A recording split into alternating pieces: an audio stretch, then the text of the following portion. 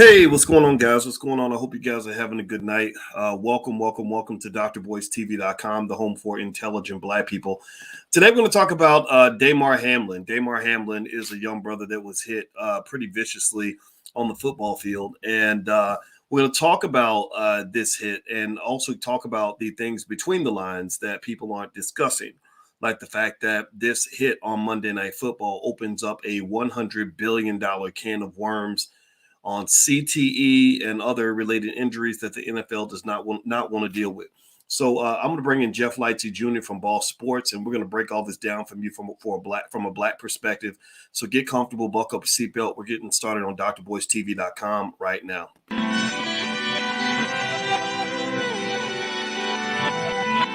Here we are, clan the isms, cataclysm, great. Our people out here struggling, trying to make it in this state. Everybody out here doing it, but we the ones too late. Now family, we the ones who gotta delegate. Get that money in the power, never be fake. Stick to cosign for 3. What did he say?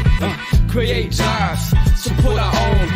Educate the same and buy back your home. Got 3 degrees, triple 10. 3 PhDs, now we on the CNN. DBTV, let's talk about negligence. Ignorance is bliss, but we can turn it to intelligence. Believe none of what you hear, half of what you see. Let's break it down here on Dr. Boyce TV. Here we are. Hey, what's going on, guys? Welcome to drboycetv.com, the home for intelligent Black people. My name is Dr. Boyce Watkins, and tonight's kind of a sad night. I saw a brother tonight. I don't know if y'all saw this brother named Damar Hamlin, who plays for the Buffalo Bills. And Damar was hit pretty viciously. They really he collapsed on the field. Now, some might say that maybe the hit wasn't the reason that he went down. I don't know. I'm going to talk about that a little bit more. But give me a yes or no if you saw what happened with Damar. Give me a yes in the chat if you followed what happened tonight on Monday Night Football. It was pretty tragic and pretty scary. And there's a lot of angles to this that I don't think mainstream media is ever going to hit. There's a lot of perspectives that I think can come from Black people. And also there's even an economic angle that I know is going to be really big and a huge thorn in their side. And I'm going to talk about that in a little bit. So as I get started, hit the thumbs up button, thumbs up, share, subscribe. And I got a special guest tonight who's going to join me. He is one of the great sports experts in this country. He is Mr. HBCU, Jeff Lightsey Jr. I'm bringing him on in here. How you doing today, Jeff? Hey, I'm doing all right, Dr. Boyce. How about yourself? Doing good, man. Doing good. Yeah, brother. This Damar Hamlin hit, man. That was that or the collapse or whatever you want to call it, man. That was sad. Did you happen to watch it live? Yeah, I was tapped in. You really didn't understand what was happening until they showed the replay. Joe Buck, Troy Aikman was doing the game on Monday Night Football on ESPN. And it took until they showed the replay for at least me, I can't speak for anybody else, for me to really understand what was actually going on.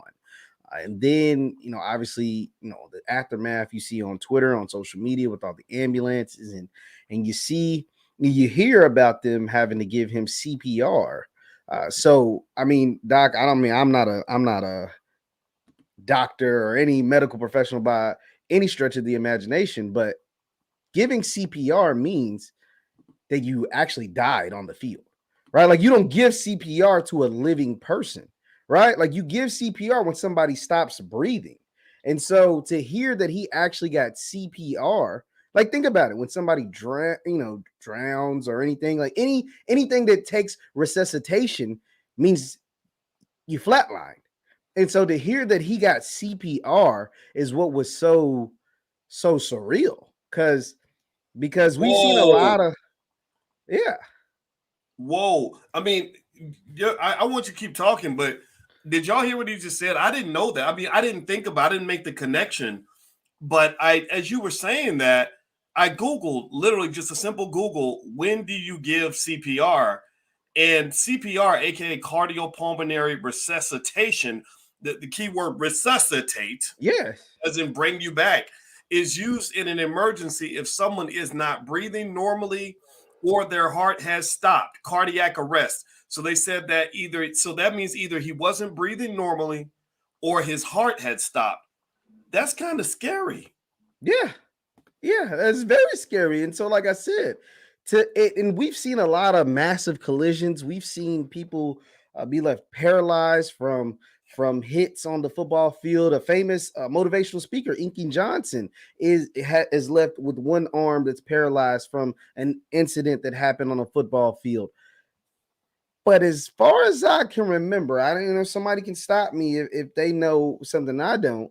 But as far as resuscitating someone actually having to get CPR on the actual turf football field, I don't know if I've ever heard or seen that before. And so to hear that happened, it is pretty crazy, especially when the play, as far as it looked, just looked routine.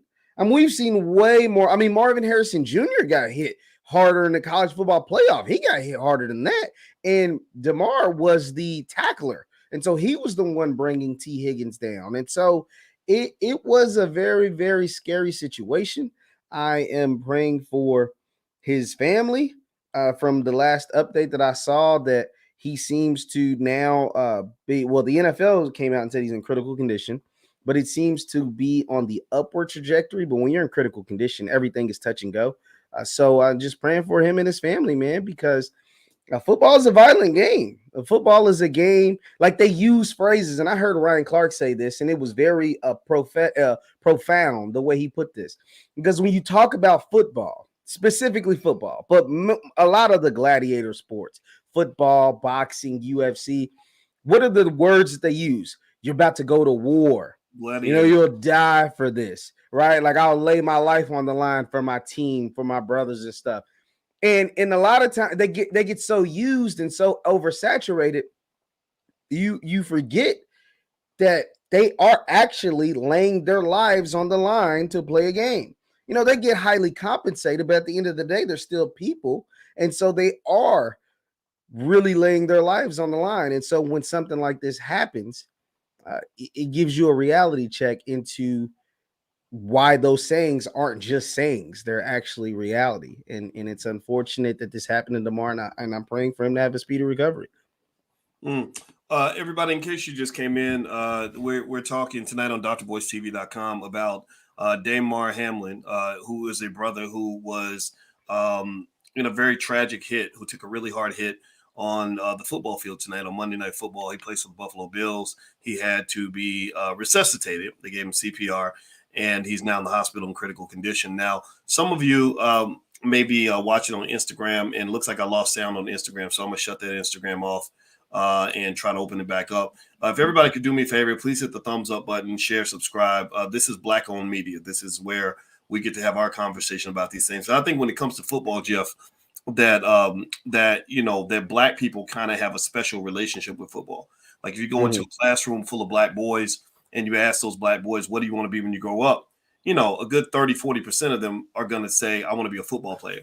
Right. So we are the source, the economic source that makes billions of dollars for other people. And, and that is it makes everybody else rich, but it puts our lives in danger. And so this is when I saw Damar Hamlin go down, I also saw a brother. I saw a kid who realized his dream of becoming an NFL player.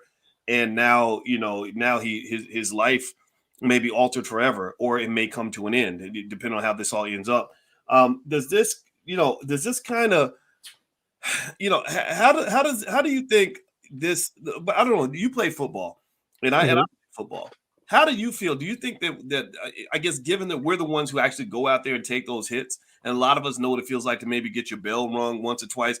I can only imagine what it's like at the NFL level, where a bunch of people on steroids, and you got 350-pound guys that run a 4 or 5 40-yard dash coming in. That's I don't know. That felt personal to me. Like, I almost felt that hit. Like, when I saw that, I had to explain to my family why the trajectory that T. Higgins was coming at him with, what could have injured him. Like, maybe the helmet hitting the chin, or hitting the chest, or something like that. In the chest, the throat, anything. That played the game. What do you think? Yeah, no, man. I mean, because like you said, these are the best athletes in the world. Right? Like, these are the strongest, biggest, strongest, toughest, fastest. And football is a game about toughness, right? So, and I don't want to speculate on anything, but we don't know if he had, and this is, and you got to think, this is week 17 of the NFL, meaning he's played 16 games up until this point. So you've had 16 weeks 16, 17 weeks of just getting hit and hit. He plays defense, and he's the leading tackler, or one of the leading tacklers for the Buffalo Bills. So, meaning he's doing the most hitting, hits and hits and hits, all kind of coming to a culmination at the end of the season where, just one unfortunate, really kind of weird play has caused this situation. Like you said, playing the game, and like I said, it's a game of toughness. And so, therefore, I don't want to speculate or anything, but Damar may have been suffering from a little minor injury, a little stinger here, a little thing there, a little whatever.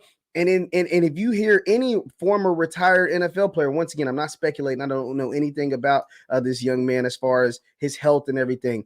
But in the NFL, they give you painkillers and pain medicine and pain whatever like crazy. You know what I mean? They give those like candy. They give those like aspirin. They give those like as M&Ms. And so when you add all of those things to go with those hits, to go with the fact that every single day you're waking up in pain. I mean, we're talking about if you play defense, you're on the field 40, 50, 60, sometimes even 70 plays, where if you're on there 50 plays and you play defense, his position, defensive back, linebacker, you're going to get hit 30 of those plays. 40 of those plays. Damar has 90 tackles or 70-something tackles on the year. So that means he's getting hit at least 70 times. So it's so many variables. And that's why you don't want to speculate, and you just want to it kind of puts it all into perspective. Like I said, when they say they're laying their life on the line, meaning my job is to enforce it's literally what the game of football is. My job is to enforce my will on another man. Meaning my job is to show you that I'm bigger, stronger, faster, tougher than you.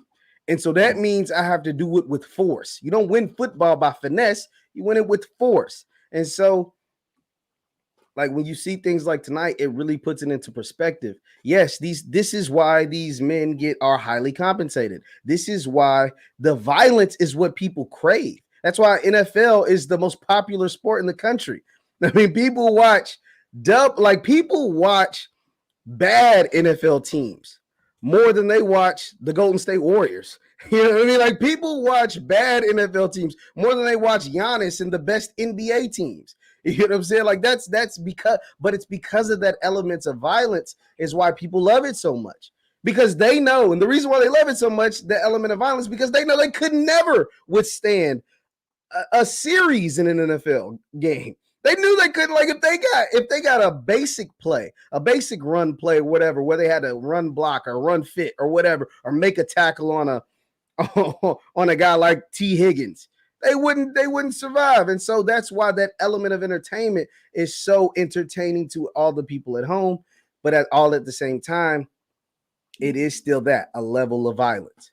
Well, you know what I'm thinking, man, is that, when I'm watching this, it's interesting because I'm a money guy, right? And I've watched the NFL fight off, tens of billions of dollars in lawsuits through the years, over CTE. They had that movie that came out that Will Smith was in, and he acted brilliantly in that film. And it showed the amount of brain damage that so many NFL players take, through the years. And the NFL did a remarkable job of keeping that under wraps, kind of controlling and managing that. I mean, like, sort of making people forget that people, are that 99% of these players, literally, this is the statistic, everybody. These are black men mostly. 99% of these players have brain damage. So when you see things like Kellen Winslow Jr.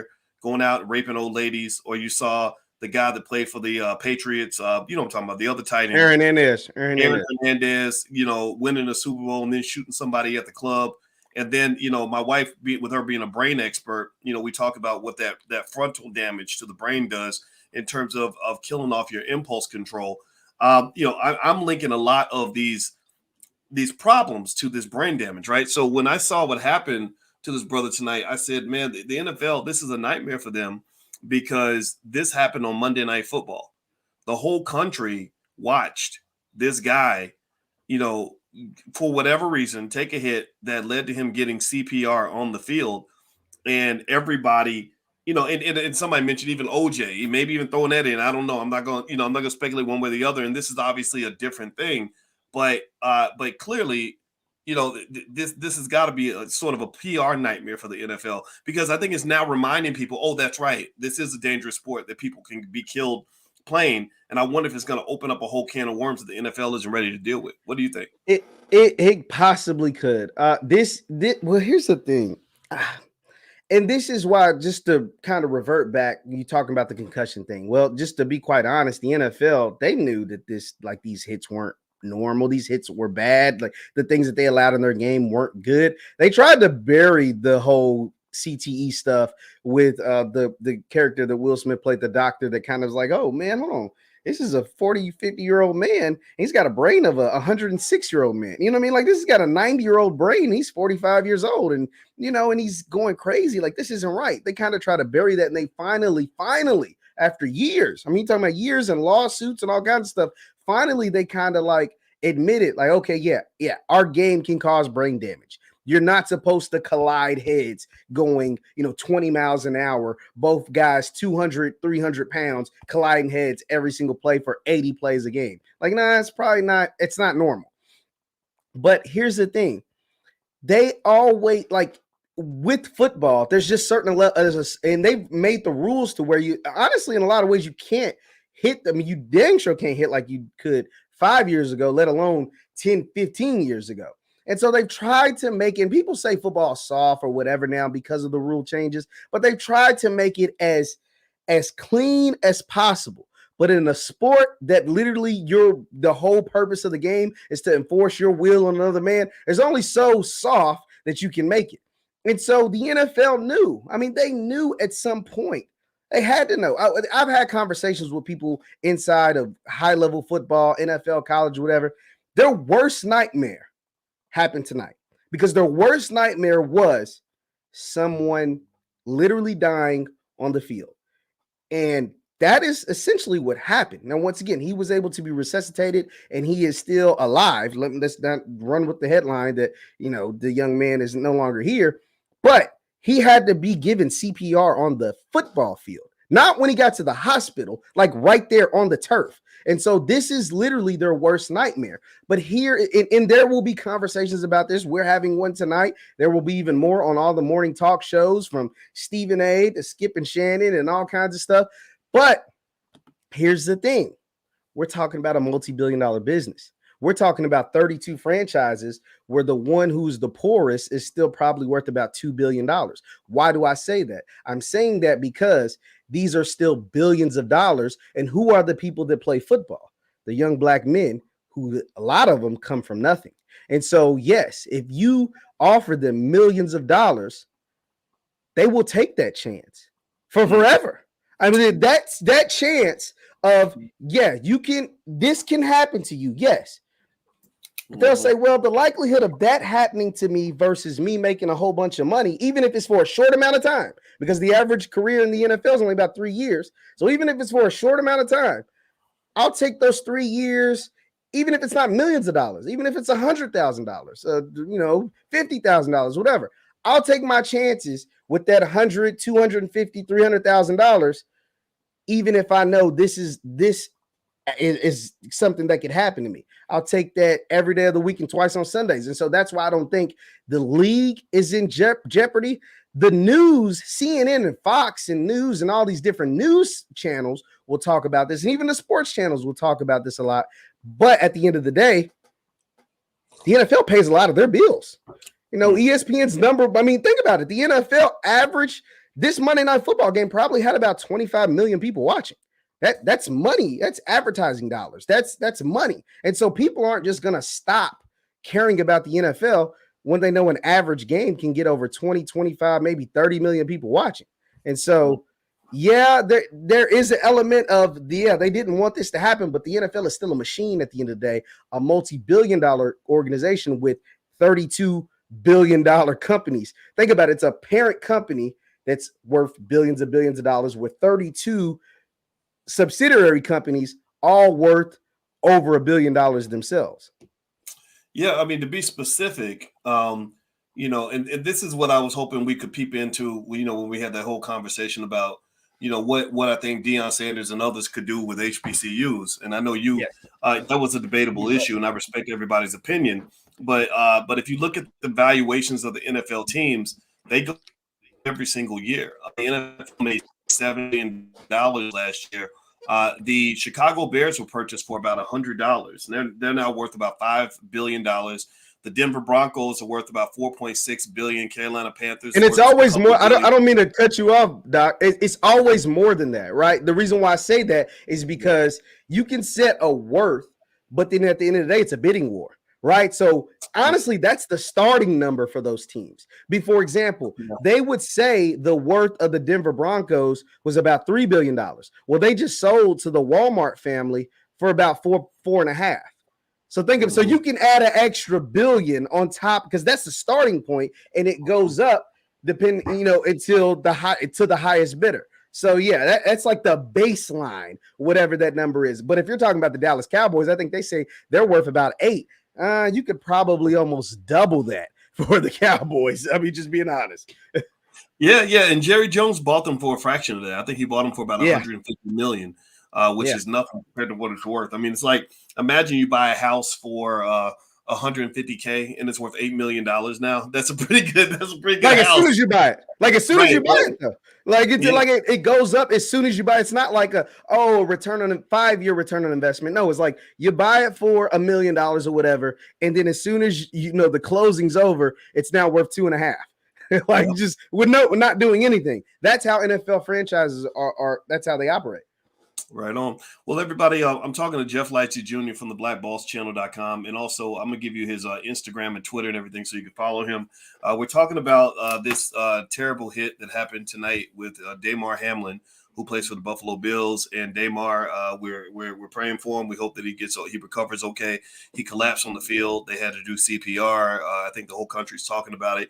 And I believe Black people should have a special conversation, because we're sending our sons out there to play football. And Jeff, I'll tell you, man, the hard part about it is, I'm a hypocrite too, if you want to call me that, because I love football. I'm an Ohio State Buckeyes fan, and I was all into the game the other day, and I felt like my team got cheated and whatnot. And, and of course, I had haters online saying that I thought you supported HBCUs. You went to Ohio State, and I was like, you big dummy! I created the Black Business School. Like, I'm running HBCU. Like, come on. Get away with all that nonsense. But the thing is, though, it's like I remember, when I saw that game, when I saw what happened today, I did think about the Ohio State game, because something happened in the Ohio State game that really bothered me. If you remember, Marvin Harrison Jr. was absolutely killing Georgia. Georgia could not stop him. And then he was taken out of the game when he was basically given a concussion, where the ball was thrown to the back of the end zone. It kind of hovered in the air. The defender started running. He wasn't making a play on the ball at all. He was literally aiming for to knock the shit out of him to make him drop the ball. So Harrison drops the ball and gets a concussion. They take Harrison out of the game. That's when Georgia marches back and actually is able to win. And I thought that I want to get your opinion on it as a sports guy. I'm open to all perspectives on this, but I thought it was BS, man. I thought it was a bunch of crap. I was like, wait a minute. So you're telling me so you're catching the ball in the end zone. And so there's no reason for me to tackle you if you're catching the ball. The only reason for me to hit you is to make you drop the ball. I'm not even looking at the ball. I'm looking at you. I'm targeting you.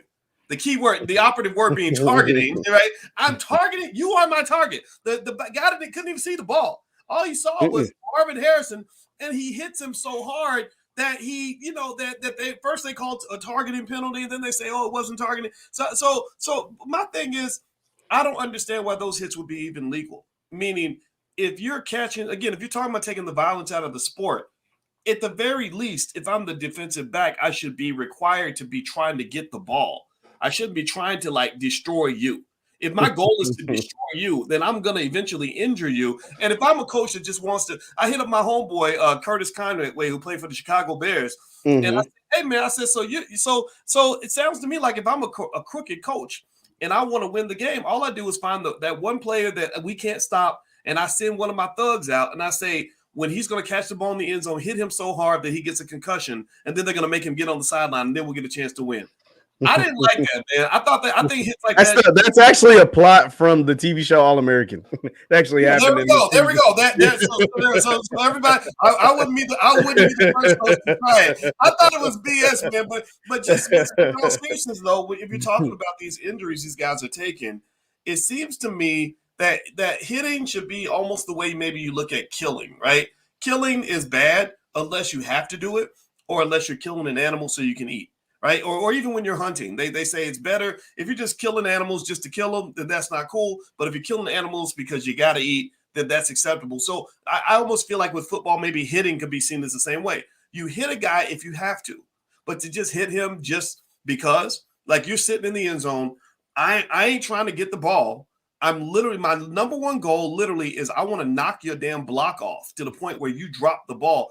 That's a recipe for disaster. I mean, a defensive player, because he's not focused. Yeah. He's not bracing for the hit. He's looking at the ball. So he's defenseless, and you're targeting him. Why would that be allowed? Well, that play in particular, the reason why they picked up the flag is because he led with his shoulder.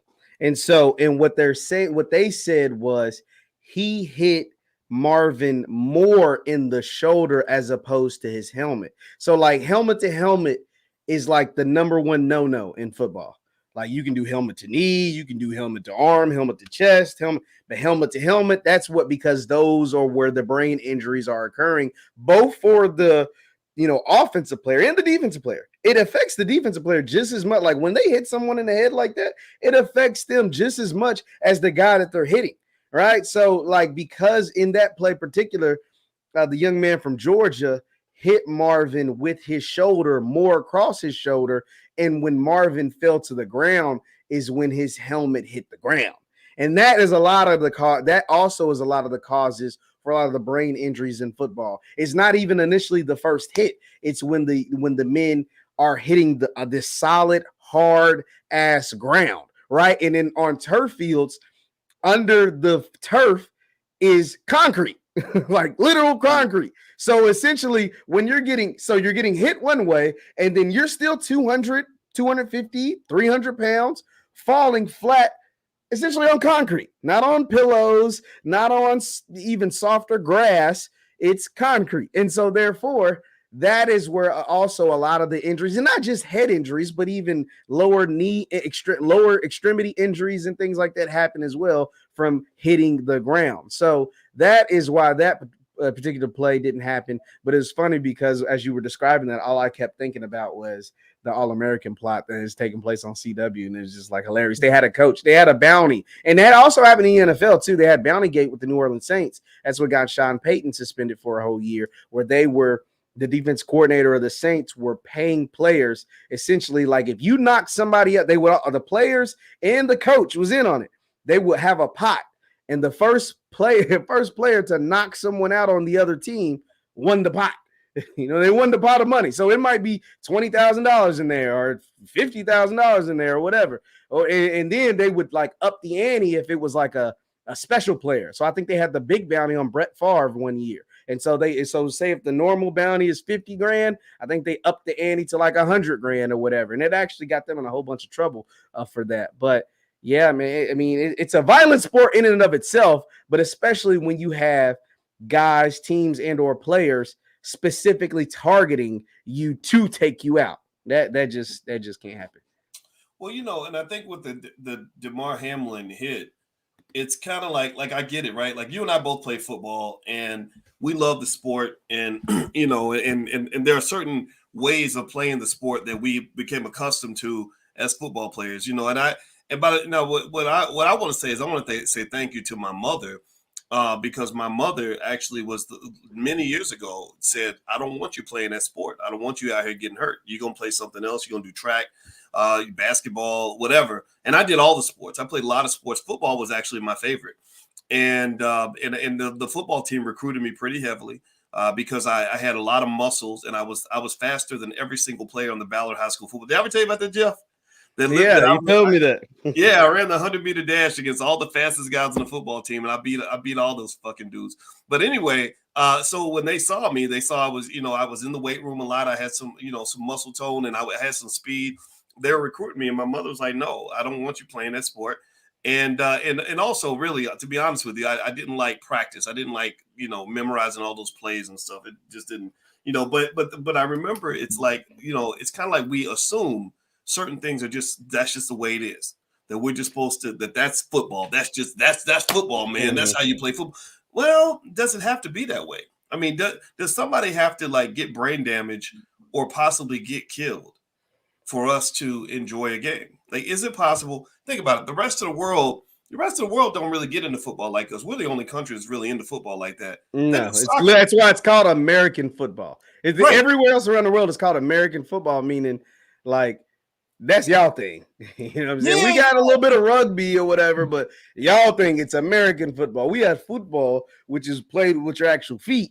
Y'all have football would play with pigskin and y'all throw the ball around with hands and stuff. And so like, that ain't really into that too much. Yeah, it makes you wonder, like, is that necessary? I mean, do people have to risk paralysis and lifetime of brain damage? Whatever. And I know guys that, that were in the NFL. Did I ever tell you about that story I had with the guy that played for the Steelers?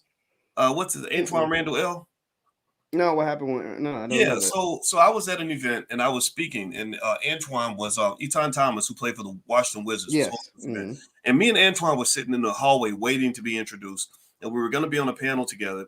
And I'm sitting here looking at him. I'm looking him up and down, and I'm thinking, wait a minute, you're not that big. I said, I could have played for the Steelers. I could have won a Super Bowl, because he wasn't that. He was very. I mean, you never would guess that this guy was, a Super Bowl champion. And so we just talked, and he's a great guy, very intelligent. And I said, hey, man, so, this CTE thing, are a lot of players affected by the CTE thing? And he said, oh, all my friends have it. I remember he said, all my friends. He said, man, they just forget everything. He said, you be dry. You go to work, pick up your daughter. You can't remember how to get back home. Like the way he described it was like it was everywhere. And I was like, man, really? Wow. And that really affected me because remember, he played for the Pittsburgh Steelers, which was where CTE was discovered in Pittsburgh. Yeah. So it's crazy, right? So I just didn't think anything else of the conversation. I was just kind of like, wow, that's amazing. And also we have the Indiana connection. We both went to Indiana. And so about a year later, I opened up USA Today, and on the cover, the headline of USA Today was a quote from Antoine Randall L., where he said, I wish I had never played football. And when I was speaking to him, I had no idea that this affected him so badly personally. I remember him kind of saying that, like, sometimes I'm walking down the steps and I can't really stand up straight, stuff like that. And I thought that he was just saying like he was affected a little bit, but for somebody to win a Super Bowl and to say, I wish I had never played football, that's heavy. That's like you date the girl of your dreams, the girl you've been wanting for years. And then you walk away and say, God, I wish I'd never met this. This is the worst thing that ever happened to me. You got to go through some real trauma for your opinion to change that much. Yeah, absolutely. I mean, if you think about, like I said, these are highly trained, highly compensated athletes, but we're talking about their day-to-day and their lives after playing the game.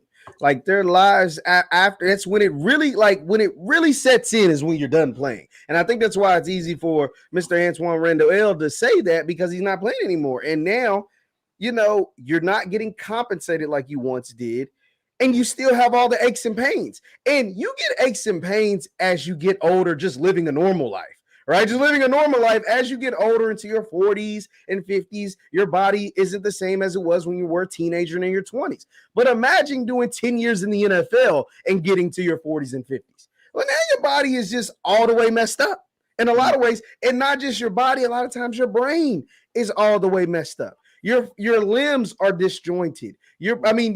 Like, honestly, and that is a blessing if it's just you have a arthritis in your hand or arthritis in your knee. I mean, think about all those ACL surgeries, Achilles surgeries, stiffness, tightness, bad backs, all of that stuff. You get that stuff. Regular people get that stuff. But imagine doing 10, 5, 8 years in the NFL. And so then and that is just if you have regular ailments. Imagine if you have a messed up brain. And think about how bad your brain has to be when you have literal NFL Hall of Famers, superstars, guys that won Super Bowls, guys that made millions upon millions of dollars, guys that are running multi-million-dollar businesses currently, that are putting bullets in their own chest, writing suicide notes saying, I need someone to check out my brain. So they shoot themselves in the chest so they can have their brain examined because they know something is wrong. These are men that are not just worth millions of dollars, but running million-dollar businesses or $1 million deals currently, shooting themselves in the chest with gold jackets, Hall of Fame, meaning you get praise and adoration everywhere you go. Literally shooting themselves in the chest, purposely not doing it in the head because they want their brain examined. They want to donate their brain because they know something is wrong with them. That's what the game has brought to a lot of people. Let me put an image on the screen for everybody. And by the way, I'm speaking with Jeff Lightsey Jr. from the Black Boss channel. And I'm going to put Jeff's Instagram up, and I want everybody to follow him if you get a chance. Does anybody know this face? His name's up there, so I give you a little chance to cheat. Who's that on the screen, Jeff? It's Mr. Dave Duerson. Yeah. Member of the 85 Bears. Yeah, when you told that story about shooting the guy that shot himself in the chest to get his brain examined, you were talking about Dave Duerson, I assume, right? Absolutely. Him and Junior Seau did something similar. NFL Hall of Famer. And Dave, it's funny. Dave's story was also personal to me because I knew a woman who was dating Dave at the time, and I remember she would call me and talk about Dave a lot, and she talked about the fact that he was a very intelligent man. He wasn't a knucklehead at all. He didn't blow his money. He didn't do stupid things with his life. He made really good choices and was a really successful businessman after he finished the NFL. He actually ran a multi-million-dollar company. He had gone to Notre Dame. He was an academic All-American, and he was Man of the Year in the NFL. That's pretty impressive. Right? And if I'm not mistaken, too, Doc, Dave Duerson also held a position with the league.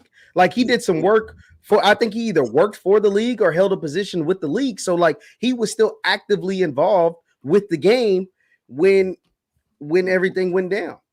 Yeah. And I still remember that it was like, let's say it was a Tuesday, and my friend who was dating him, she called me. She would call and complain about him. She was mad about something because I think Dave had proposed to a lady and was going to get married. And she said, "Can you believe this Negro's getting married? He didn't tell me that." And I just remember hearing Dave. And I was like, okay, this guy sounds pretty impressive, but it sounds like he pissed you off. And then literally about a week later, that was when I saw the news story where he killed himself, and he shot himself in the chest so that his brain would be preserved, because he was even in light of his, the struggles he had, he was aware and alert and intelligent enough to know something ain't right. And I can only imagine that kind of a nightmare where you're mentally tough. I mean, NFL players are very mentally tough, so you're like the most mentally tough guy out here, and you're still kind of like falling apart psychologically. That's gotta be the scariest thing in the world for these poor guys. And I think, and you talk about Junior Seau. I mean, how old was Junior Seau when he died? That guy was a beast. Junior Seau was in his mid-40s. He was a Pro Football Hall of Famer. He was a business owner. He was a father. He was someone that was revered in the San Diego area. It was revered, and in his community where he's from. He went to USC, Southern California, Los Angeles. I think he had some businesses out there in LA. Had a lot of good things going for him. And then you cut on the TV one morning and you saw that he had committed suicide and wanted to have his brain examined, as far as to have research done to it, because he knew something was wrong. Yeah, I don't know, man. I think it is so tough because we all love football, and a lot of us grew up playing it. There are these vast systems all throughout this country, and this is the economic side of these sports that I think everybody needs to see. Black people, historically, we have been a multi-trillion-dollar cash cow for so many people. And sports is one of those areas where we just make so much money for other people, and it starts when we're kids. I remember being 7 years old and getting recruited to play in, these peewee leagues or whatever. And And it's a perfect system. You know, you get all these little black boys out there, and some white kids too. White kids play football too, and you get a chance to see who the superstars are. So if you stand out, you know, in the little Pee Wee league, then by the time you get to middle school and high school, everybody knows about you, and then they start recruiting you and start bringing you to these camps and developing you and getting you ready for the next level. So it's almost like a farm. It's like a gigantic farm system, and they're preparing you, you know, to become, you know, this like profitable asset, you know, this asset for somebody else.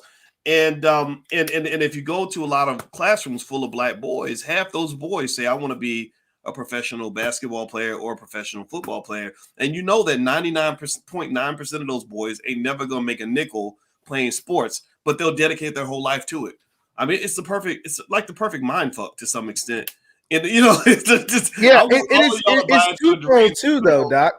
It's very twofold too. I said it's twofold too, because one thing, and I think a big part of the reason why so many of the young men from a very, very early age believe that they have to be football players or have to be athletes or have to be, because to them, that's the only way a black man can be successful. Right? Like, it's like they tell you you're not smart enough to be a doctor or a lawyer or a finance professor or, you know what I mean, or a stock market, stockbroker or whatever, but you can play, you can run fast. You know what I'm saying? You can shoot a good jump shot.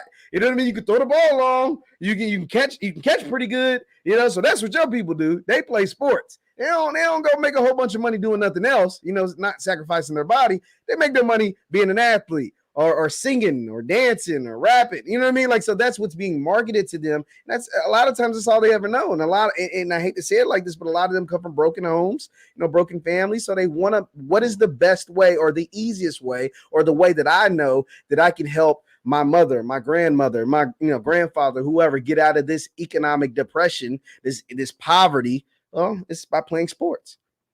Well, you know, let me show y'all something. And by the way, I'm speaking with Jeff Lightsey Jr. We're talking about Damar Hamlin and that terrible hit against the Bills, but we're also talking outside the lines in the sense of that there's so much going on here in terms of black boys playing sports, what's happening to them, the risks that are out there, also the economics of the NFL. So if you could please hit the thumbs up button, thumbs up, share, subscribe.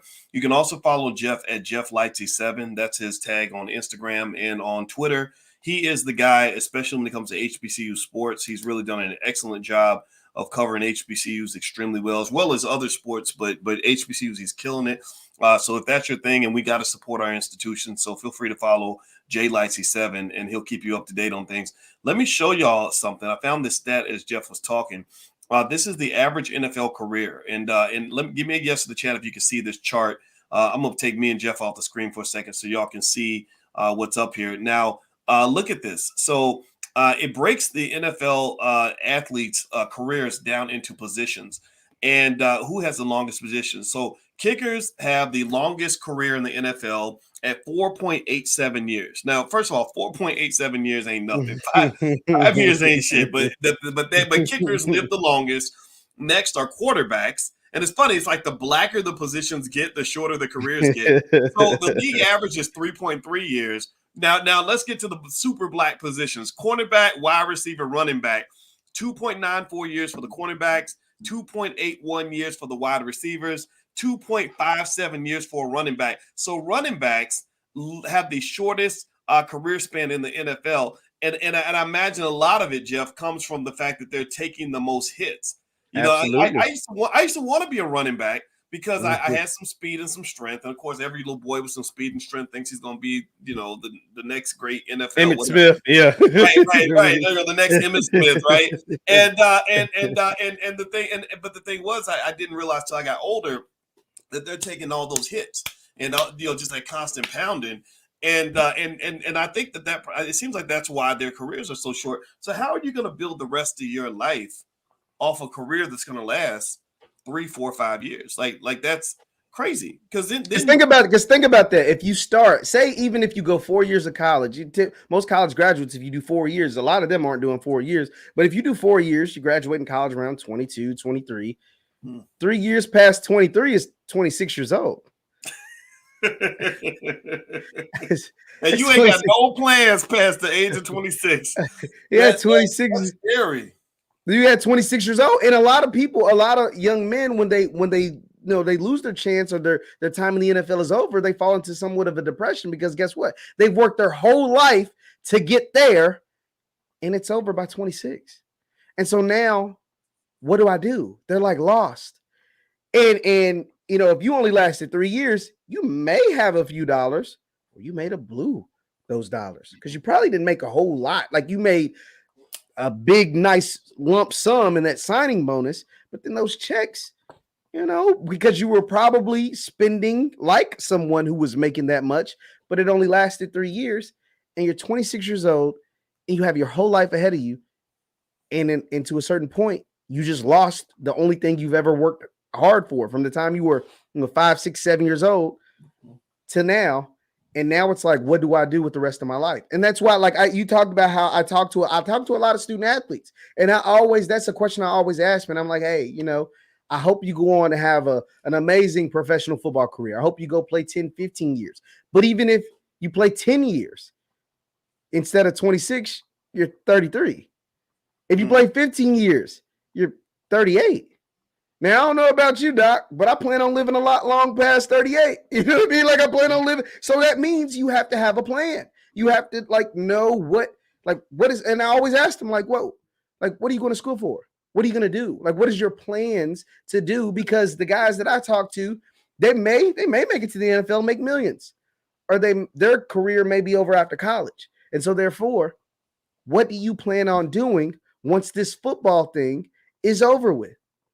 How do you plan on feeding your family because football is going to end? Father Time is undefeated. The only two people the only two athletes that seem to just make this thing last for forever is Brady and LeBron. I don't know what they're doing, but they seem to make this thing, they stretching it about as long as they can, and they're like the ultimate unicorn, right? Like the ultimate anomalies. But most folks' careers are ending before they turn 30. Most folks' careers ended before their 30th birthday, and some well before their 30th birthday. And it's even good ones, like dudes that made Pro Bowls and all pros. Todd Gurley's NFL career is over. He's not even 30 years old, or he's right at 30 years old. Todd Gurley was an all pro. Todd Gurley played in the Super Bowl. Todd Gurley made millions, but his career is over with. But he was one of those running backs, and his career is over with in the NFL. So it's like, what is your plan? What do you want to do? How do you plan on feeding your family? How do you plan on providing once football is over? And football is probably going to end earlier than you expected. For example, if we just use tonight as an example, Mr. Hamlin is like 23 years old. It's like 23 years old. His football career is over. And so he's 23 years old. He has a whole life ahead of him. So what is next? What is next? And it's not just in his case, but in any case, when it comes to being an athlete. Well, that's a great point you make, man. And I want, so I'm gonna do a little quiz, everybody. As you hit the thumbs up button, make sure you subscribe, make sure you hit the notification bell. This is Black-owned media, y'all. That's our job. Our job is to have conversations that mainstream media is not going to have. We don't have to ask anybody's permission. We are 100% Black-owned. We're getting it done, and we could really use your help. So if you are appreciating this perspective, if you could make sure you hit that thumbs up button right now, share, subscribe, make sure you hit the notification bell. That's really important so you get notified when we go live. That would really be helpful. Also, I want to remind everybody, if you want to know about real wealth plans that actually work other than everybody trying to get to the NFL, I did write a book recently called The 10 Commandments of Black Economic Power. It is available. If you go to boycewatkins.com, you can go grab a copy of that if you'd like. I'm going to do a book tour and train you on this book if you'd like to join us. So feel free to go to boycewatkins.com and take a look because Jeff, there's a lot of ways to do well financially in this world. In fact, sports is one of the worst ways on earth to try to become a millionaire. I know a few guys who became millionaires playing sports because I know some famous people, but I know far more entrepreneurs who are running nice little businesses that are just killing the game, making crazy amounts of money. And one of the reasons that Black women have taken off and just outshot Black men in terms of economic and educational success is because Black girls are not cursed with this false dream of going to the NFL or the NBA. You don't see little black girls saying, "Oh, I want to be an NFL star," or "I'm gonna be the next LeBron." They're not thinking that way. They're not even thinking they want to be the next Brittany Griner. Most of them, right? Brittany Griner is beastly tall. Like she's a very strong person, you know. So most black women don't grow up with that distraction. And I see so many genius black boys that it'd be better if we could do both, right? Why not play sports? Sports is a great metaphor for life, by the way. If you've ever played sports, you'll know sports teaches you all about hard work. Sports teaches you about teamwork. Sports teaches you about goal setting. Sports teaches you about mental toughness. Sports teaches you about all different kinds of things, even operating on code. Like if we took what we learned in sports and how to operate as a team, and you apply that stuff to business and to life, you'll win all the time. You know, my little best kept secret, actually. I know I'm gonna brag on myself, Jeff. Did I ever tell you that when I was at the University of Kentucky, I was the #1 black student on the entire campus? Did I ever tell you that? Yeah, you told me that. You told me that. My mom might have told me that once or twice. I'm gonna brag about that forever. But let me tell you, okay, so let me quit being a narcissist for a minute and make my point on that. But my secret was I literally took things I learned from playing sports, particularly running track, and I just applied it to life. I said, if I work half as hard at this as I worked on that track, you know, where I had to run until I threw up, I had to set goals, I had to push myself beyond my limitations. And then also I used to work fast food jobs like Taco Bell or whatever. And I remember thinking, if I got to go to work for a white man 8 or 9, 10 hours a day, I can study for 5 or 6 hours a day, because studying has a higher rate of return. I'm gonna get a better return. If I work hard in college, I can live off of that for the rest of my life. And it's true. I'm 51. I still live off of stuff I did when I was 21. But you know, so learning and skill gives you things sports will never give you.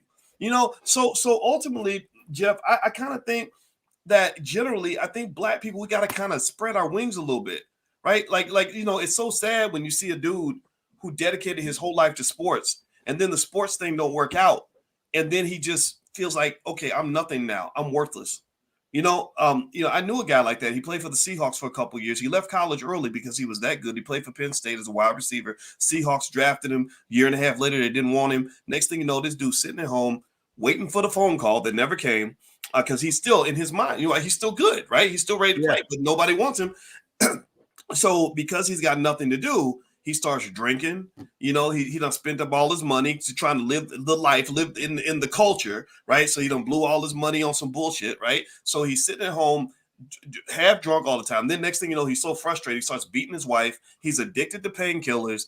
And his wife, I remember when she was telling the story, she said he went from being this great man, this extraordinary man, to being this man who I was afraid of, who was literally a shadow of himself, had no self-esteem, and felt like he could add no value to the house because he was no longer playing football. I think that's terrible, man. I mean, and it happens all the time. What was that? The other guy that played in college. I'm gonna say this, and I don't want you to kind of give your expertise on this, but that guy that played quarterback for the University of Texas and won the national championship quite a few years ago. You know what I'm talking about? He was a real good quarterback. He played for the Titans. Vince Young. Vince Young. Thank you. Vince Young. I kid you not. I saw an episode of ESPN the magazine, if I'm not mistaken, where Vince Young had just won the championship, and he said they had a quote from Vince. He's holding the ball, and he's looking like he's the man, and he said something like, "I was born to play quarterback for the University of Texas." And when he said that, at that moment I felt very sorry for him, because I was thinking, damn, somebody convinced this talented black man that the only reason you were put on this earth is to be a quarterback at the University of Texas, a school that don't give a damn about you, that would never hire your black ass as a coach, none of that stuff, right? Maybe an assistant or something like that, but not as the head coach. That typically tends to go to white guys. And so Vince goes to the NFL thinking he's going to be the next, you know, whatever, you know, Michael Vick, Tom Brady, whatever he was thinking he was going to be, and his career was a bust, you know. And then next thing you know, Vic, if you remember, Vince was suicidal. They were worried that he was they couldn't find him for a couple of days. Like, it was a big deal. It was down in Nashville because he played for the Titans, and it was like a scary situation. They didn't know where he was at, but it went into his career wasn't doing what he thought it was supposed to do, and so therefore he fell into a state of depression. And he's spoken about that openly. And now I think Vince is back on the right track. But like you said, you're convinced. And it's not just the fact that it's not just the fact that it's mass marketed to you that if you're a super and there's nothing wrong with being an athlete. Like you said it already once, but I'm gonna reinforce that. I talk about sports every single day. There's nothing wrong with being an athlete, but don't let that be your only option. Don't make it seem like if I don't go to the NFL, the NBA, make millions of dollars, there's no way else for my family to eat or survive. No, you can build generational wealth. You can have a very successful life, a very successful career in whatever you want to do, even if it doesn't dribbling or throwing or smacking or hitting around the ball. Like I was watching, it was funny. I was watching you with Dr. Claude Anderson earlier today, and he was like, I don't do nothing with men that play with balls. I don't do nothing. I don't do nothing with none of that. Said I like, combat stuff. He said, and I thought that was hilarious. But at the same time, it's just like, yo, you can be a success story without ever having to make a basket, score a touchdown, do whatever. But a lot of young boys are convinced, are told from whoever, their parents, their family, their coaches, or whatever, their teachers, you'll never be nothing if you don't make it in football, you'll never be nothing. If you don't make it in basketball, you'll never be nothing. And that just, quite frankly, isn't true. Isn't true, because more of you aren't going to make it than that are going to make. There's way, like you said, 99% of you are never going to see $1 from playing the sport. Not millions, not a single dollar. You know what I mean? Like, you're not going to see a single dollar. Forget millions. You're not going to see a single dollar. 95% of you. And so that means only 5% move on. The other 95, you got to figure something out. And there's a whole lot of other ways for you to set yourself up and be a success story that doesn't involve anything with the ball. Absolutely. And the Black Business School is a place you can go to do that. So we also have programs for children. We educate a lot of young Black boys and girls and adult boys and girls on everything economics so that you can find all the different ways to be successful. What I'm really hoping for is, instead of aiming to just be the player, I don't want to be the player in somebody else's game. I'd rather be the person that gets to design the game that other people play. And in the NFL, remember, the Chicago Bears were purchased for about $100. They're now worth $5 billion. The Green Bay Packers were bought for $50. They're worth several $1 billion. And what I will never understand for the life of me why we don't have more of our celebrities that are complaining because they can't get ownership of an NFL team. Well, why haven't you started a league? If they were able to turn this into a $100 billion entity within a couple of generations, well, what are you going to do? What are you doing now that's going to be worth $100 billion in a couple of generations? Or are you just searching for jobs? So that's something I think we have to shift in terms of our mindset, because Jerry Jones ain't never going to take no hits to the head. Jerry Jones, Jerry Jones, an old man, he made more money than every single player on that field combined, I'm sure, this year. Yeah, so absolutely. Jerry Jones. He's cutting the checks. Anybody that can cut $100 million checks, like, think about that. Like, we look at these contracts and these numbers are massive. Patrick Mahomes had a $500 million deal. Dak got a $160 million deal, $40 million a year, $50 million a year. Well, somebody's got to cut that check. And so think about it. If I'm willing to give you hundreds of millions of dollars, fully guaranteed, meaning if anything happens to you, it's guaranteed you're going to get it no matter what, I got to be making a hell of a lot of money to guarantee you $200 million. If I can guarantee you $50 million a year, if I can cut a check for you for $50 million a year, how much money do I have to be making? And you're just one player. We're talking about 53 players, another coaches that make millions.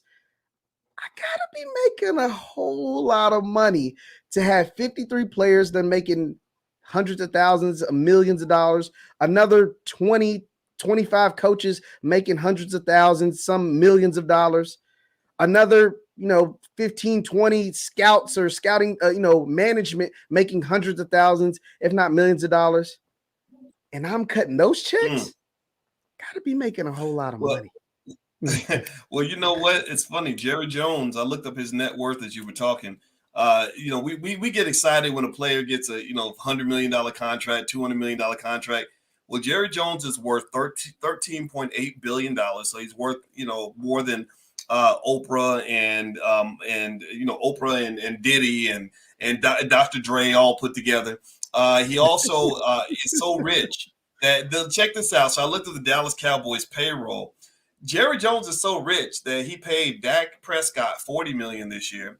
He paid Tyrone Smith $12.2 million.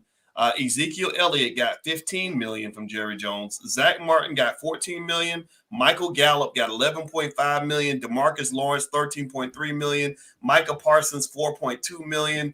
Anthony Brown $5.1 million. I could keep going down the list. There's about 4 or 5 names that I did not mention. So process this. He's got about 30 or 40 people that he pays probably 100 times more than the average surgeon.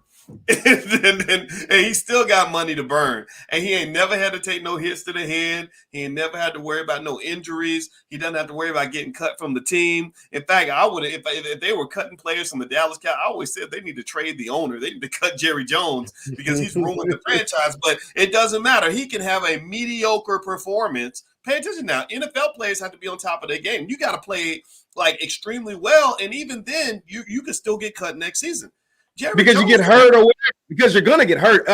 Sports has a 100% injury rate. There's a 100. Think about it. There's very few things that is 100%. No, sports, specifically football, is a 100% injury rate. Nobody does not get hurt. Everybody gets hurt, specifically football. But even in basketball, is 100% injury rate. So therefore, you're going to get hurt. And depending on who you are or how valuable you are to the team is whether you can survive that injury. Meaning you can survive, meaning come back the next day. Damn, the next year, come back the next day. Some people get cut in week 8, in the middle of the season, or get traded or whatever. So, Doc, I want to ask you this because since we're on the topic of sports and money and stuff, a lot of people get mad when you bring up the fact, because I read the comments and stuff, and they'll get mad when you say, why don't you start your own league? Or why are you, begging for a job? Because think about it, the NFL, they can't force teams to sell their teams to black people. And quite frankly, they just won't. Even if they could, they just wouldn't.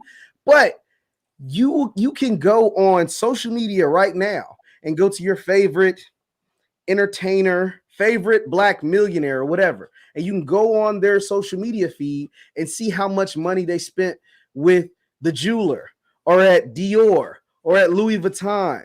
And I just think, and I just wonder, and I'm like, because there ain't no discounts at those places, by the way. Like you're not getting a discount. They might throw in a scarf after you spend $100,000. They'll give you a $50 bottle of champagne and throw you an extra scarf, but they ain't cutting you no damn discount. You ain't getting 50% off at Louis Vuitton store. That's just not how it works. And I just always wonder, like, these people have these millions of dollars. Like, what would it be like the group economics? Why doesn't somebody cut a check for Ice Cube in the Big 3 league? You know what I mean? Because he is a black-owned sports league. Or why doesn't someone team up like Cube? I like what you're doing. Let me be an investor in that. Let me own one of the teams in the Big 3, or let me get in on that, or let me, or let me start up my own thing. And all of these people with millions and millions of dollars, we're gonna go blow it on Gucci, Louis, or whatever anyway. So why don't we just take our 2, 3, 4, 5 million? You get 2 million over here, 2 million over here, and before you know it, we got $50 million in capital, and just start something, or invest in something. Why is it that you don't think that happens more often? I think it's low self-esteem. We have low self-esteem in a lot of ways, and we're trained to pretty much follow behind the white man and everything that he's got in place. Like I don't think it takes a certain culture, a certain mindset to be an institution builder. For example, I was reading this book called How the Jews Invented Hollywood, an Empire of Their Own. And it's a book that I have all the students in the Black Business School. I tell them that that's required reading, not because we're on some more anti-Semitic stuff, but because I want them to understand the mindset of people who have nothing, who build powerful things. So in the beginning of that book, they tell you stories about 4 or 5 abused, broke Eastern European Jews who had nothing in their home country. They came to America looking for opportunity, looking to create something. And each of those individuals, the first one, they say his mother died when he was a baby. He was peddling, oranges on the street corner. His father died when he was a teenager. And then he went on to start Paramount Pictures. And then They told another story of somebody else. And it's a terrible story. It's just like a story, like being in the hood, like literally living in the trap. Like, he went to jail. His father got killed in front of him, blah, blah, blah, blah. Same type of stories we might tell. And then they'll say, and then he later on started 21st Century Fox. The next one was this other person, boom, boom, boom, boom, boom, went broke, sold the family horse. They created Warner Brothers. This one, boom, boom, boom, boom, boom. Tragedy, tragedy, tragedy. He created MGM, right? I swear to God, if you don't read any of this book, I don't need y'all to read the whole book, but the book is called How the Jews Invented Hollywood, an Empire of Their Own. Read the first like couple pages, and they're going to tell you 5 or 6 stories of people that went through like a hellish situation, who ended up creating massive multi-billion-dollar companies that are in existence right now. So part of what led this to happen was 2 things. One, the Jewish community has a culture of building and creating things. That's it. They just say, okay, here's how you start a business, right? Whereas you think about us growing up, it was always about that job application. Maybe that white man around the corner will hire you if you act right, right? The second thing was they did it out of desperation. When you're desperate, and you ain't got nothing, then sometimes you get pushed into creating something, right? You lost your job, you got to feed your kids, you're determined to do that, so you create whatever you got to create in order to just feed the kids. So what happens with Black celebrities, in my opinion, is they struggle for a couple of key areas. One is they don't have the skill nor the confidence to believe that they can create what the white man's created. They don't believe, they see them here and we're here. So the best thing you can do is get closer to God, and he's your God to some extent. The second thing that's missing is they're not desperate. They're comfortable. A guy like me, white people don't like me that much. Shit, half all Black people don't like me, right? So I got to create something. In order for me to have anything that's relevant, I'm not really good. I was never really embraced into certain institutions. Maybe it would have been easier. Like when I was at Syracuse, yeah, they wanted to get rid of me because I was not a cultural fit. So what that did was that made me say, well, screw y'all. I'm going to go create something on my own. I know I can do this and I'm going to make it happen, right? But not everybody has that. And so I just really think that that's the issue with the celebrities. They don't have the skill, nor do they have the courage. Nor do they have also remember this, we have a society that's built on instant gratification. So if you tell somebody, okay, you can either go be lit tomorrow and go sign this major deal with this big corporation, and then everybody's going to give you all these accolades or whatever, or you could go and grind quietly on some raggedy ass business that nobody wants. And then in 10, 20 years, it'll grow into something. Most people might choose option A. There's instant gratification to saying, I just signed a $100 million deal with the Dallas Cowboys, or I just signed a $50 million contract to do a new movie with this major studio.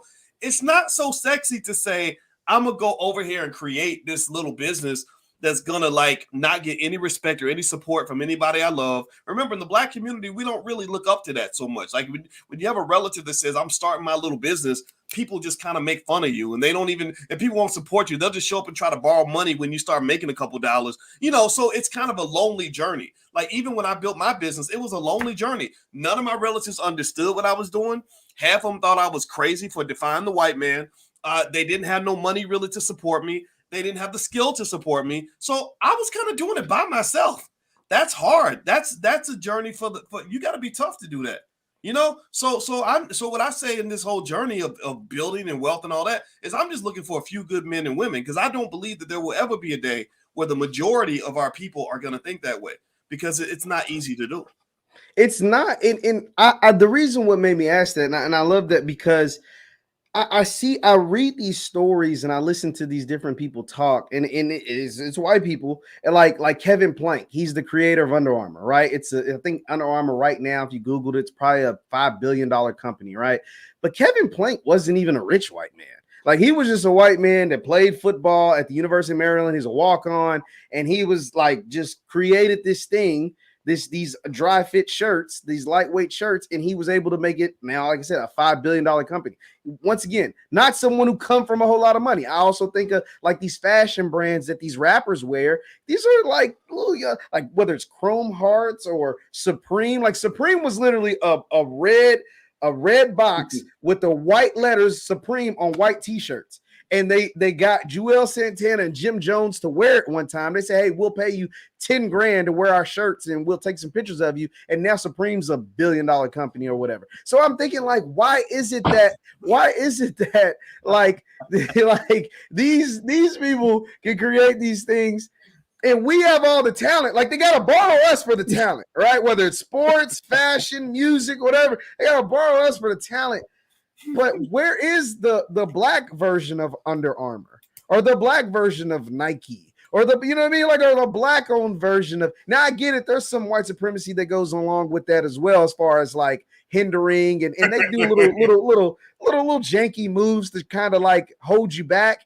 But at the same time, it's like, damn, like why haven't we created that brand, that whatever? And then as soon, or you'll get someone that'll create a Rockaware or whatever, and it's hot for a while, or a Fat Farm or whatever. But then either one or two things happen. Either they sell it to the highest bidder, that happens, or your own people turn on you and they say, oh, that's not cool anymore. Well, why ain't it cool anymore? Why is it that Ralph Lauren Polo can be around for 100 years or Nike can be around for 50 years? Or Adidas, like, why didn't that never not turn cool? You know what I mean? Like, why is it that the black, the cross colors and the Karl Kani's and the whatever, why do those get lame? But these other institutions, Louis Vuitton and Gucci and Dior or whatever, stay around for forever. I don't know. I never really understood that. That's a good point, man. And just to do like a shameless plug of my book, actually, one of the things I hit on in this book was it's called The 10 Commandments of Black Economic Power, and you feel free to go take a look at it if you want to. But one of the biggest things that I wanted to drill into when I put this book together is I realized in my research on Black wealth that one thing we're missing is a conversation about culture and psychology, and how culture shapes what your value systems are. It shapes, like, so if you have, let's say you have one person that comes from like an academic-y kind of culture, right? Everybody studies and goes to school, makes good grades. Another person comes from a thug culture, you know, where you just get it how you gonna get it, right? And both of those people wake up and say, okay, the rent's due. I need money today. Well, the way they both go about solving that problem is going to be very different. You know, one guy says, hey, I'm gonna go down to the university and see if I can get a position as a, you know, an adjunct or whatever it is, you know what I mean? Or, you know, and the other guy's gonna be like, okay, I need to get me a Glock and, you know, find somebody, you know, slip ski mask, yeah, right, go sling some dope or whatever. So ultimately, like what you're talking about really fostered a lot of thought, because what happens is that we have to really take accountability for saying, you know, what does a wealth building culture look like, and how do I create that? Like, at least in my own family, I don't know if you can create it for the whole Black community, because there's too many. We're targeted. There's too many people out there that make money off of Black people being ignorant. So there will always be ignorant Black people, because somebody's gonna get caught in that trap. There's always gonna be Black people in prison. Always gonna be Black people, you know, falling for the okie doke, whatever, right? But if you're out of that loop, if you're out of that matrix, then you have to find your community outside that matrix. And that includes really knowing what a wealth building culture looks like. So a lot of this book, you know, The 10 Commandments of Black Economic Power, was all about culture.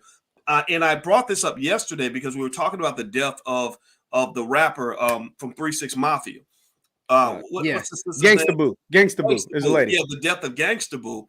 And again, I didn't speculate on how she died exactly. I know that the media has speculations. I'm gonna let that people go read that. But I went back and found an article where Juicy J from 3 6 Mafia basically said, because I said, I wonder if drugs were part of that culture, you know, because remember they had that famous song "Sipping on Some Scissor," right? And so I just read the effects of the scissor of what scissor does to your body and codeine and all that stuff. And then I found an article where Juicy J said that basically 3 6 Mafia fell apart because of the drug culture. He said, you know, we had this multi-million-dollar opportunity. Remember, pay attention now. This is Black wealth. This is wealth gone, right? So they had these $1 million, maybe $1 billion opportunities, and but because of the drug culture, they just lost track of that. And he said, when we were sober, we could all get along and we were on code. We could make plans together, do business. When we were high or whatever, people weren't showing up to work. Everybody was off code. Like, so literally, like this book, I kid you not, everything in this book is all about saying, like, what does it mean to be on code? Like, if we're all a team, it's like a football team. You know, think about it like that, right? in order for a football team to win, if the Cowboys are going to win a Super Bowl or if Georgia is going to win the championship, all the players have to know their assignment. They got to show up to the game on time. They have to play their position well, and then the team can win a championship. The team can't win if half the team is off getting high, and then the other half is showing up late, and then some of the players are off doing their own thing, and some of the players are showing up out of shape. Well, that's what the black family ends up looking like when you try to start a business with a bunch of raggedy ass people that ain't really trying to accomplish nothing, or trying to, or maybe their egos are out of whack, and so their mental health isn't quite there, or maybe you're fighting each other all the time, or somebody borrows money from their relatives and doesn't pay it back. Like, just all these things break down systems, right? So the ability to have a system and maintain that system is really one of the critical elements to being able to build wealth. And any major corporation, like for example, the Chicago Bears were purchased for $100. They're now worth $5 billion. Chicago Bears is a system. It is an organization. All the players are on code. All the coaches are on code. All the owners are on code. Every one of these NFL teams isn't just athletes. It is an organization. That means that you have a system where everybody operates on code. If you don't have, and they're even making money even when they're not winning. They are a terrible football team, but they still made a whole lot of money this year playing terrible football. That's what it means to be on code. That's a system, people. So, Jeff, I want to ask you a question. And by the way, I'm speaking with Jeff Lightsey Jr., everybody. We were talking about the unfortunate hit of Damar Hamlin tonight, but we just kind of end up talking about everything because we're black and that's what we can do. And it's our platform, so we do what the hell we want. Everybody should please follow Jeff at JLightsey7 on Instagram and Twitter. Jeff is a great guy. He is Mr. HBCU Sports. He is a hell of a journalist and a hell of a black man. So if you could take a moment, please, and go follow him. And give me a yes in the chat if you're going to go follow Jeff on Instagram. And also, please hit the thumbs up button, thumbs up, share, subscribe, etc. Now, let's get back to Damar Hamlin. I want to ask you about this one last thing, Jeff. I saw this Skip Bayless, that white guy that's on that's always arguing with Shannon Sharp. That he got some heat for some comments that he made about the Hamlin injury. Did you see any of that? Yeah. So Skip, he I hate to laugh, but Skip was essentially posing the question. He's like, yo, y'all suspending the game. Like, essentially, why? Like, this is the end. Like I said, this is the end of the season. This is week 17. This is a Monday night. And these teams, I'm pretty sure both of these teams have games on Sunday. And so it's like, how can you suspend or postpone the game? Meaning, even if you push it to Wednesday, then these teams will have to, Buffalo will have to fly back to Buffalo just to end up playing a game on Sunday. It just almost seems impossible. But he just took out all sensitivity to the fact that Mr. Damar Hamlin is right now currently fighting for his life. You're talking about football when we're talking about a young man's life. Like, you're talking about, how's the NFL, the logistics, how are they going to work out the games when they have games on Sunday and today's already a Monday and blah, blah, blah. This young man's in critical condition. Like, this young man come on. He was given CPR on the field, and so therefore there was some form of non-breathing, something that took for them to give him CPR, resuscitation. And you're talking about football. So it was just very distasteful, very ugly, very just insensitive to the whole entire situation. And that's why he's getting a ton of backlash all over social media, even just as of right now. Yeah, I kind of feel like he shouldn't have said that.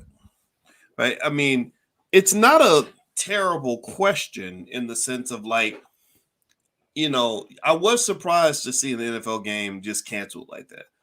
They rarely do that, but what it really alerted me to was it made me wonder what else happened that made this occur. Like what, because NFL players are, again, they're very physically and mentally tough. They see guys get injured all the time.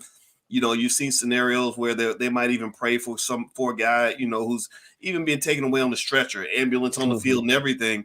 But you've never seen the players react that way, and you've never seen the league react that way. And so it did make me wonder, like, what was going on. And in case anybody wants to know if an NFL player has ever died on the field, from the research I found, the last the death of an NFL player on the field was a guy named Chuck Hughes, who died in 1971. So that's 50 years, apparently, since a player actually died on the field. And the fact that they were giving him CPR means he was either unconscious or his heart had stopped, one or the other.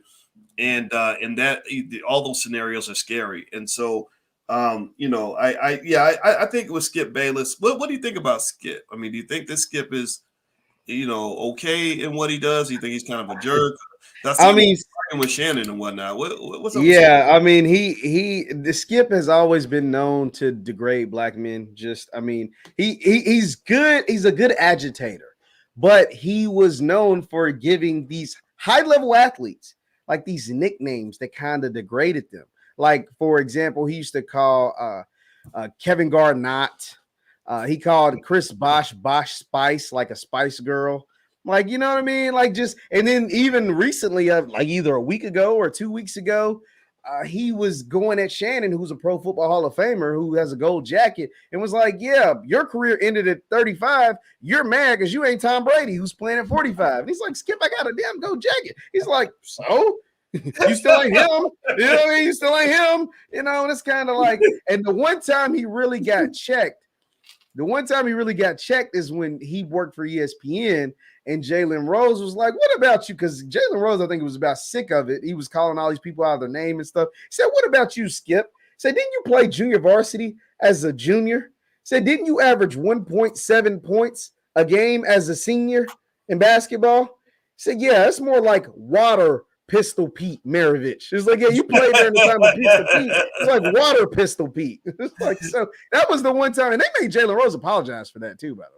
Like, they made him apologize for that back when he did that. I mean, that was like 10 years ago. So Jalen's apologizing for everything because he apologized for the Kyrie. Was it the Kyrie Irving thing he had apologized, or something else? Or something he said? I can't remember. I could have sworn I've seen him apologize 2 or 3 times. He apologized recently, but it wasn't about Kyrie. It was about something, or it might have been about Kyrie, but it was about something too. But that was, like I said, that was like 10 years ago. But Skip, like I said, is a great agitator, and he's someone who was known for, calling people out of their name and different things like that. And just today, it was just super insensitive. I understood, like, he was basically getting at, like, what are the logistics be about, like, the game, because there's literally only one game left after this, all being played on either Saturday or Sunday. And how is the NFL going to figure this out, instead of just worrying about the health and safety of this young man? You worried about something that, that these millionaire these people get paid millions of dollars to figure that kind of stuff out. This young man's fighting for his life, and you're talking about logistics. Like, I think we'll be okay. At the end of the day, we got to make sure this young man's okay. You know what? I know why. I did the research. I know why Jalen apologized last. He had to apologize for telling the truth. He asked the question a lot of us brothers were asking, which was why Ime Udoka from the Boston Celtics, why the lady he slept with wasn't being blasted in public. Her name wasn't being released. That's what it was. Yeah. Right. And they were protecting her like she was a victim. And I said, she ain't no victim just because she a white woman. Like, that's it. That's all that, I mean, really, they had consensual sex. So what the hell is this positioning? Like, we don't release the names of victims. What was she the victim of? Because if she's a victim, that would make him a victim. But you're a black man, so they can't see it that way, So I thought Jalen, and this is one of the reasons why, I think we have to be cautious. Any black man out here trying to get into these spaces, just be careful. Make sure you always have a plan B, because there's gonna come a time where the rubber meets the road. There's gonna come a time where there's a cultural clash, where you're gonna just disagree, and they're gonna make you apologize, tell you to get on your knees, and you got to be ready to, make a decision.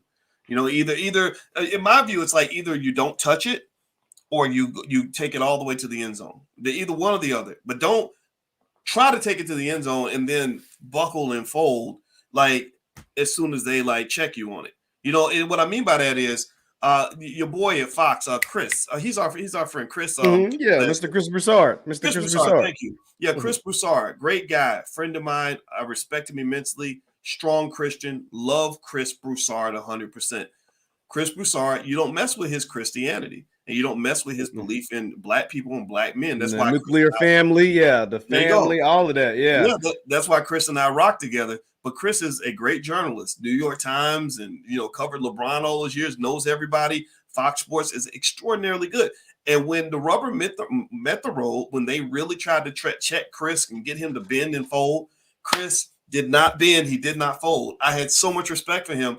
And I think the difference really comes down to, do you have, this is all, again, this goes back to economics, in my opinion. If you're a black man who's economically fortified, like if you're caved out financially and you got other ways to make your money, then you're not going to buckle like a bitch every time they check you on something. Every time they tell you, well, we need you to apologize because we heard that you farted in the hallway. But that's what it is. They have these guys apologizing and they're scared because look, ESPN's paying you all that money and you have no other way of generating the income necessary to maintain the lifestyle that you have other than being a commentator on ESPN. So this is why I think every black man should be some sort of entrepreneur, some sort of investor. Like you got to be thinking about all your streams of income, because at some point there's going to come a time where they're going to punk you a little bit. And so again, my belief is either like remember when Snoop Dogg was doing all that apologizing, he went out and called Gayle King a doghead bitch and whatever, and then he's apologizing like he looked like the bitch at that point. And to me, I was like, either take it all the way to the finish line, say it and stand by it, or don't say it at all. Like, don't get in the game and waffle. That's the worst thing in the world, is to get in the game. It's like football, right? Like either you go in and you play and you accept the fact you might get injured, you just play, you play hard, or you don't play at all. But if you get in the game and you start getting scared and wondering if you should be out there or not, then guess what? You're going to get hurt. Like pick a side, and I think that men have to understand these things. I remember my father used to tell me things like, he said, like he would tell me stuff like, never get into a situation where you've got everything to lose and your adversary has nothing to lose, because you're going to lose. Like, it's going to be bad for you. So either avoid those situations or be prepared to lose everything, one or the other. And I think with Jalen, all that apologizing and all that, it just doesn't fly, and it makes Jalen look terribly bad. Because I think that we need men that are going to stand up for what you believe in. If what you said made sense to you on Tuesday, then it should make sense again on Friday. Don't be acting like, oh, well, I misspoke and you never see those white men out there apologizing like that. It's usually only black men, and this is butt breaking. This is something they've been doing for hundreds of years. They do it specifically to black men because they want to remind you of who is in control and who is the boss. So that's my belief. That's my 2 cents. Jeff, I'm going to let you get the last word, man. We've been on here for a little while. We've had a really enlightening conversation. I've learned a lot. And by the way, this is Jeff Lightsey Jr. He does Ball Sports, but you also have a show in Louisville. What's it called? Yeah. I just have I have the Victory Formation Sports Show right over on my YouTube channel. I do some local radio in the city of Louisville. So 35KY Sports Show in Louisville, Kentucky. So yeah, we do a lot of good things. Like I said, I talk sport. That's why I'm not here to disparage anybody from playing sports. Sports teaches you a whole lot. It teaches you teamwork, teaches you how to deal with different personalities, teaches you structure, discipline, all those great things. I just want to say, prayers to Mr. Hamlin, man. He has a budding career. He may or may not be over, but that's beside the point. The point is, I just hope that he is okay. I hope that his family is okay. I hope that, that he is able to make a swift recovery from this, and just to be able to live, man, and to just hold. We're in a new year. I know people are already not making it past day 2 of the new year. So just everybody stay safe, man, make wise decisions, and just continue to, love on your family members, show them love, show them support. If you got somebody that you may or may not have a problem with, reach out to them, connect, because you never know what's happening. We're in a new year, we're in 2023, and certain folks didn't make it to 2023. And certain folks aren't making it past day 2 of 2023. So yeah, I'm prayers out to Mr. Hamlin. I hope that he is okay. And that I hope that a lot of folks, and this is not to disparage anyone from playing sports, but to always think of your life outside of sports. What can I do to set up myself, set up my family for my financial future outside of the game? Not to say that it doesn't have to do anything that involves the game, but without me physically playing the game, the sport, whatever that sport may be. What can I do to make sure that me and my family is okay if this game is taken away from me. And so I hope a lot of folks that are in the NFL or young college stars or high school people, high school athletes are thinking about this. What can I do to make sure that me and my family is okay if somehow, some way this game is ever taken away from me? And at some point, it will be taken away from you. So it's better to set up early than to try to play catch up later in life. Yeah, I think those are great words, and I agree 100%. And I reiterate that point about how we love sports. You and I get on on Facebook, and we'll talk about what's going on with the big games or whatever. And I love football. And I think sports is it's a wasted opportunity. Anytime our young black men just play sports and can't do other things outside of sports. And now I don't know about Damar. I don't know anything about him as a person, and I just wish him the best. And I just hate to see what's going to happen, what happened to him. And let's just first and foremost hope that he has a good recovery. Now, I think in terms of the black community, I think we've got to really think carefully about our relationship with sports and football. I think that this tragic incident happening on Monday Night Football, it was a clear and ugly reminder to millions of us what can go wrong, in this sport. And it's okay. Now, if you understand the risk and that's the risk you're okay with taking, then all power to you. I wish you the best with that. But just know you don't have to take that risk. There's so many ways for our young men to be successful outside of sports, and we're the best at it. When we really put our minds to it, we kill it. Look at the guys over at Earn Your Leisure. They're just young black men just killing it. And I love it. I love seeing that because that's, to me, I like that because it's like, there's so many ways you can win that don't just involve literally getting concussions to your brain. Like brain damage is not the only pathway to success, just like slinging, ain't the only pathway to success. And sometimes we get caught up in believing that that's the only thing because that's what's marketed to us constantly. So I think we should just make sure we market a different set of ideologies. I think if you have a son, if he plays sports, let him play sports, but also let him consider all the damn sports. Grant Hill, his father played for the Dallas Cowboys. He told his son he had a choice. He could have played any sport because his father was great at sports too, but he chose basketball. Maybe instead of basketball, remember we could dominate golf. Tiger dominated golf. So literally the greatest golfer in the history of the world is a black man. If we play more tennis, John McEnroe said that if black men played tennis the way we play basketball and football, we would take over the game.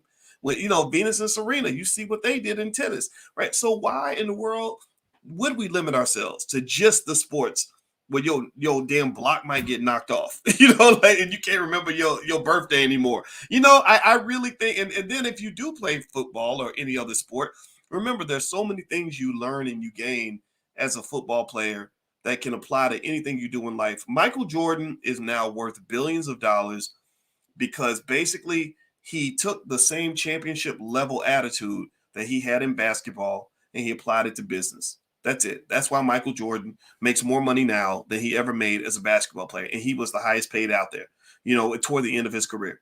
But literally the amount of money he makes now dwarfs what he made back then because it's an attitude. I read Jordan's book, Jeff, when I was 22 years old because I wanted to learn how to win at that level. I was like, man, this is awesome. I'm inspired by this. I didn't care about his politics and all that so much. I just looked at the fact that this man stole championships from grown ass men. He took Patrick Ewing's championship. He took Barkley's championship. He took Gary Payton's championship. He took Karl Malone's championship twice. He just said, "Give me that trophy. That's mine." And I said, "That's what I'm talking about. I love that." So I read his book and I said, "Okay, when I see somebody winning on that level, you got to understand." And Jordan mentioned that actually in his book. He said, when you're winning at a high level, it's not because you're getting lucky or just getting in the right situation. See, people that are powerless think that way. They think, oh, it's just luck, or you had the right situation and you were blessed. No. He said it's a philosophy. It is a commitment to excellence. It is just saying, okay, I want to be the best basketball player on earth. So if everybody else is practicing 3 hours a day, I'm gonna practice 5. And that's what Jordan said. He said whatever everybody else is doing, I did more. He said that when I stopped doing that little bit of extra, that's when I went from being an extraordinary player to being average again.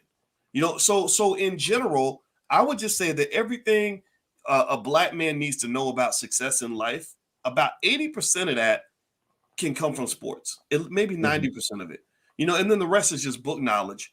But so just understand, we can still love sports and be great at sports. But there's a point where the sports is going to disappear, and then you start playing the real game. And the real game is the game of life. And Absolutely. that's the one where the stakes are high, because you're 32 years old and you can't feed your babies, and that sucks. That's a terrible feeling. That's like a real life or death game for a lot of guys. And I just think we got to prepare them to play that game of life at a high level. So that's my 2 cents. I hope everybody will also consider subscribing to the Black Boss channel.